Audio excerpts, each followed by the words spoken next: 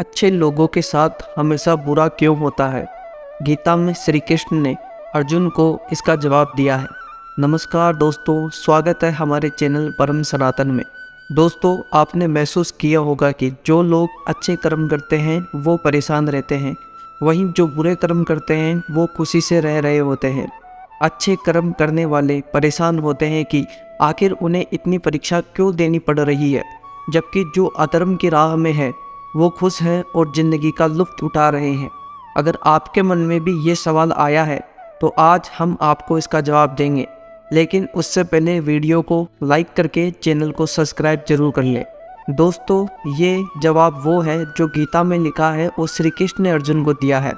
भगवत गीता में वर्णित कथा के अनुसार जब भी अर्जुन के मन में कोई दुविधा होती थी तो वो श्री कृष्ण के पास पहुंच जाते थे।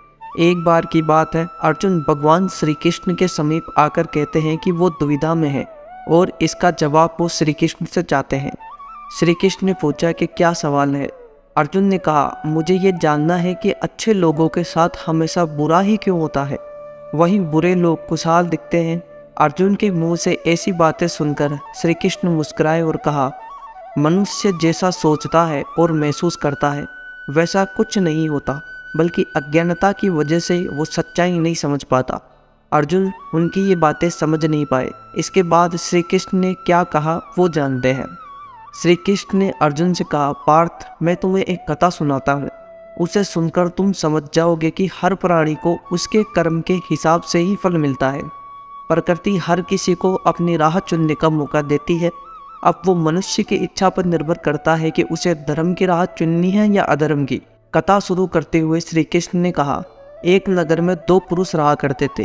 एक पुरुष व्यापारी था जिसके जीवन में धर्म की बहुत महत्ता थी। वो पूजा पाठ में यकीन रखता था। वहीं दूसरा पुरुष बिल्कुल विपरीत था। वो हर रोज मंदिर तो जाता था, लेकिन पूजा करने नहीं बल्कि मंदिर के बाहर से जूते चप्पल चुराने। उसे दान और धर्म से कोई लेना देना नहीं था। समय बीतता गया और एक दिन बहुत जोर की बारिश हो रही थी। इस वजह से मंदिर में पुजारी के अलावा कोई नहीं था। ये बात जब दूसरे पुरुष को पता चली तो उसने कहा कि यह सही मौका है मंदिर का धन चुराने का। पंडित से नज़र बचाकर उसने मंदिर का सारा धन चुरा लिया। उसी समय धर्म कर्म में विश्वास रखने वाला व्यक्ति भी मंदिर पहुंचा। दुर्भाग्य से मंदिर के पुजारी ने उसे ही चोर समझ लिया और चिल्लाने लगे। वहाँ लोग एकत्र हो गए और उसे बहुत मारा। किसी तरह वो बचते बचाते वहाँ से निकला तो दुर्भाग्य ने उसका साथ वहाँ भी नहीं छोड़ा। मंदिर के बाहर वो एक गाड़ी से टकरा गया और घायल हो गया।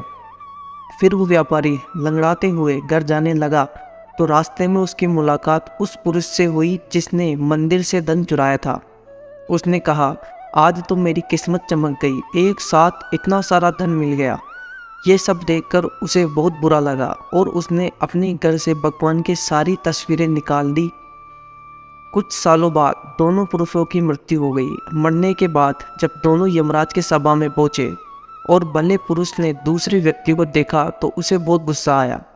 उसने क्रोधित होकर यमराज से पूछ ही लिया, मैं तो हमेशा अच्छे कर्म करता था, दान में विश्वास रखता था, उसके बदले जीवन भर मुझे अपमान और दर्द ही मिला और इस व्यक्ति को नोटों से भरी पोट ली। आखिर ऐसा भेदभाव क्यों? इस पर यमराज ने कहा, पुत्र, तुम गलत समझ रहे हो। जिस दिन तुम्हारी गाड़ी से टक्कर हुई थी वो दिन तुम्हारे जीवन का आखिरी दिन था, परंतु तुम्हारे अच्छे कर्मों की वजह से तुम्हारी मौत सिर्फ एक छोटी सी चोट में बदल गई। तुम इस दुष्ट व्यक्ति के बारे में जानना चाहते हो? दरअसल इसके भाग्य में राजयोग था, मगर इसके कुकर्मों और अधर्म की वजह से वो सिर्फ एक छोटी सी धन की पोटली में बदल गया। कथा सुनाने के बाद श्री कृष्ण अर्जुन से कहते हैं, पार्थ, क्या अब तुम्हें तुम्हारे सवाल का जवाब मिल गया? ऐसा सोचना कि भगवान तुम्हारे कर्मों को नज़रअंदाज कर रहे हैं, यह बिल्कुल भी सत्य नहीं है। भगवान हमें कब क्या किस रूप में दे रहा है मनुष्यों को समझ में नहीं आता, मगर आप अच्छे कर्म करते रहें तो भगवान की कृपा हमेशा बनी रहती है। इसलिए अपने अच्छे कर्मों को बदलना नहीं चाहिए, क्योंकि उसका फल हमें इसी जीवन में मिलता है। इसलिए मनुष्य का फर्ज है कि वो हमेशा अच्छे कर्म करते रहे, क्योंकि यह बात श्री कृष्ण ने गीता में भी बताई है कि किसी के द्वारा किया गया कर्म बेकार नहीं जाता है, चाहे वो अच्छा हो या बुरा।